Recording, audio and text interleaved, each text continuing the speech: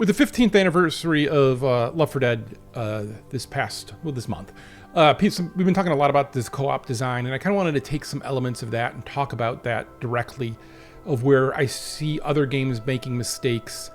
And I could be wrong, and you could disagree with me, that's fine. But if you know me, I was a project lead in the Left 4 Dead series, both 1 and 2, as well as worked on co-op in Portal. And I have a new game coming out called The Anacrusis. It's out December 5th for my company, Stray Bombay. So now, one of the things that drives me nuts that I see in modern co-op games is they don't understand the co-op experience extends outside of the actual play. So now in Left 4 Dead, we had these little stat screens that came up in between levels, right? And then there you saw Chet was, number 3 in killing. I played Left 4 Dead 1 the other day, and I actually wasn't the top on there, and I got some ribbing for that, right? Because you have this shared experience. You're talking about it. You're joking about it. You're being able to look at something and go, oh, right? Now, like Killing Floor 2 does this as well at the end of the game, but the problem they have is the best player tends to be the number 1 on all the lists, right? Like if I play with this guy, Dr. Cactus from our Discord, he's gonna be number 1 on all the lists. In Left 4 Dead, we purposely tried to pick each time somebody different, just to mix that up. Now in some games like Back 4 Blood, or I think Modern Warfare does this as well, is at the end of round, you split off from your team and you go into your own HUD and you see your own stats. So you don't have that conversation about it.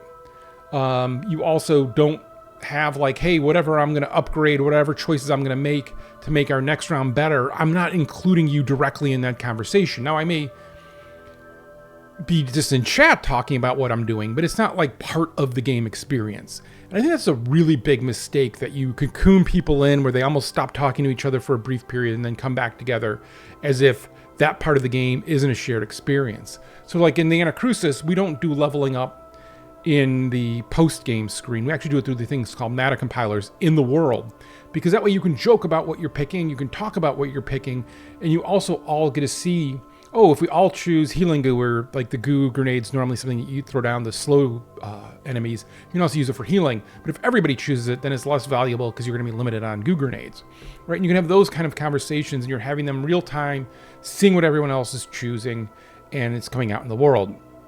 Now with that, we also have a kill feed, similar to Left 4 Dead, and in that, we went back and forth and looked at, like, what is it if I just highlight what happens to me or what I'm a part of? And the problem is then you, again, don't have this shared truth.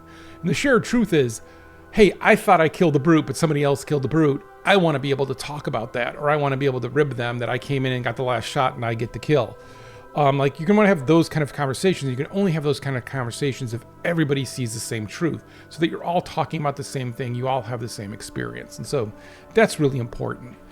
And that comes to one of the biggest sins I think I've seen in a co-op game this year. And again, I don't mean to be picking on these games. They're really good games otherwise. But Redfall. Redfall, at the beginning of each episode, like when you go to play the game together with your friends, you each see a different story. So whatever character you're playing, you see that character's story for that level, which means you don't have this shared experience of one. You don't see these other characters and go, oh, hey, I'm playing Lance this time, but I want to play Liu next time because she's cracking me up.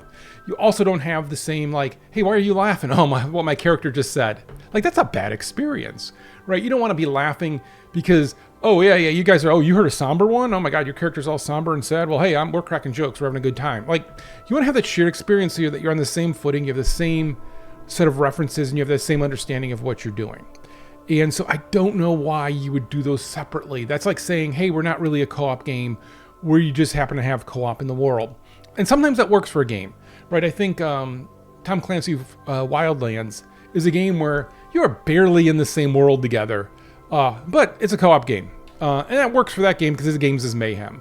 But here, where I think you want to have a tighter experience, for me, that is a really big kind of mistake that they made. And so that is just kind of the first one of these. I'm going to do a couple more of these, but this is the, hey, in and out of the game, experiences that happen, you either want to put them in the game or you want to understand that players outside of those levels, outside of shooting their weapons, are having the co-op experience as well. And so what do, right? Like, there are games that do this really well. I think Deep Rock Galactic, where I normally don't like menus that are tied into the world, which is what their hub system does. Having the bar and being able to buy each other drinks and play games together, like that's fun. That's good. That's a really well done system of that. I'll just say a orc-based game did a really poor version of that left us bewildered trying to play together and find each other. I don't know why games do that, right? You are wanting to play with your friends. Let me play with my friends. And just let me know if you would like more of these, if this was helpful at all. I was going to go also into some of the world stuff that people do that's odd, some of the creature design, player character a little bit as well, but really that feeds down from the creatures that you're fighting. So yeah, again, let me know what you'd like to hear about, talk about. I wanted to not do these all just one big monolithic one because that felt weird to me, but just kind of try this out and see what this is like, and make a little bit more investment in kind of doing these directly here. Yeah, and I'm not going to edit them and put a bunch of overlays over them and stuff. That is, I'm making a game. I don't have time.